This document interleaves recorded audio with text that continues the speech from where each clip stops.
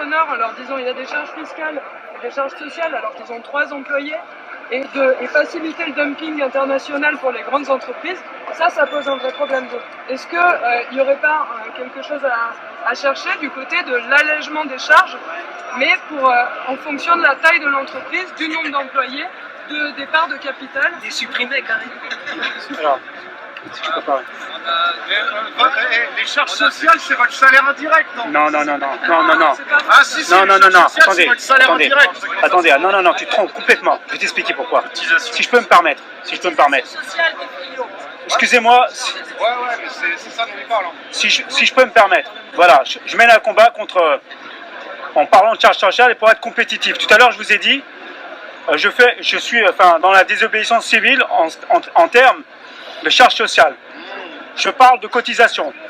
Ce qu'il faut savoir, je mène actuellement un combat et c'est important que vous écoutez ce combat-là, c'est qu'en même temps, on est pris par des institutions comme la justice.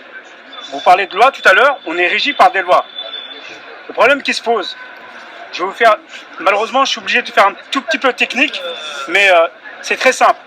Le président, c'est lui qui nomme les procureurs généraux, les préfets. Vous allez voir pourquoi après.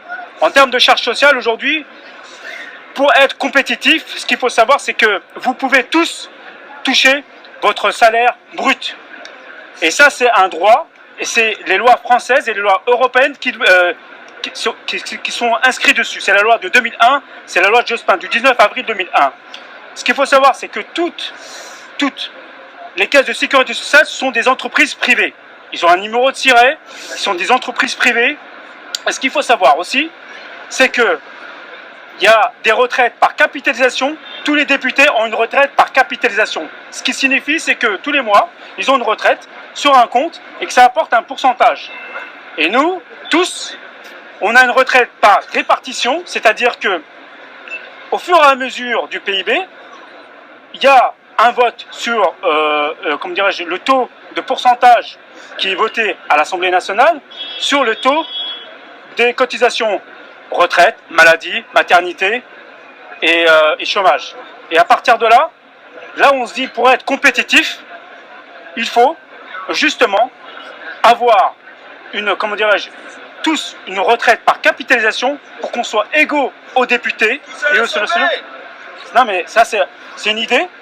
Et en même temps, avoir une sécurité sociale compétitive, c'est-à-dire une entreprise privée au choix, parce qu'on ne peut pas nous imposer, en plus avec la nouvelle mutuelle, on ne peut pas nous obliger, on est tous libres et égaux, on ne peut pas nous obliger une mutuelle, donc une entreprise privée, du choix du gouvernement. Par conséquent, la question que je vais vous poser, cette sécurité sociale privée, est-ce qu'il n'est pas préférable, aujourd'hui, on est taxés tous à 56%, les entrepreneurs, les salariés, les professions libérales, on est taxés à 56%, alors que en Allemagne, partout en Europe, ils ont un taux qui est à peu près de 3 000 € par an de cotisation sociale, de protection sociale, et pour la retraite, et pour la sécurité sociale. Ok, je propose une petite parenthèse dans le cadre des travaux de la commission.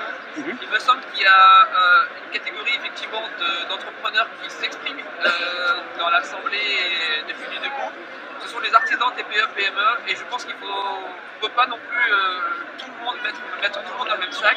Je pense qu'il y a une profonde réflexion à avoir sur aussi ces catégories socio-professionnelles qui sont les premières aussi touchées par les crises, qui sont parfois pas forcément bien loties, qui parfois aussi... on n'a toujours pas tout, voilà, c'est fonction de ces artisans.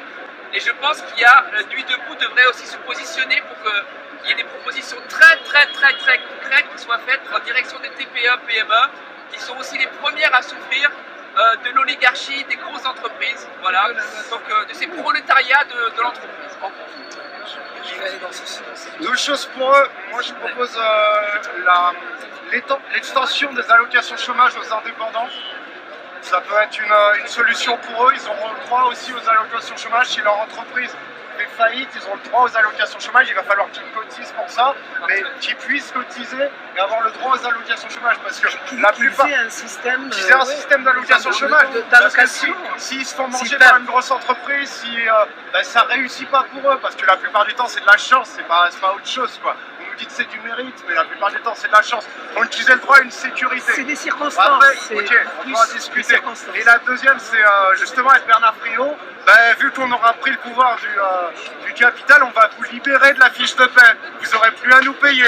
On va se payer tout seul. Mais vous aurez plus la propriété lucrative du capital. Non mais attends, si je peux me permettre, excuse-moi. Mais tu sais que tu peux... Non mais moi mon salarié, il touche son salaire brut. Il paye lui-même sa sécurité sociale et sa retraite par capitalisation.